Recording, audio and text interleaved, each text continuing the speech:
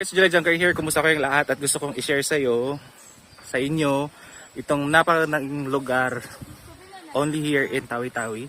At isa siya sa naging forest park at the same time plantation siya ng rubber tree. Ayan. Forest park. So dito po yung paano natin nakikita yung rubber na galing sa puno na lumalabas yung kanyang katas at dumadaloy dito. So, merong cup dito sa baba para masalo yung katas ng rubber. So, itong isang portion na ito ay halos mapapuno na siya ng rubber.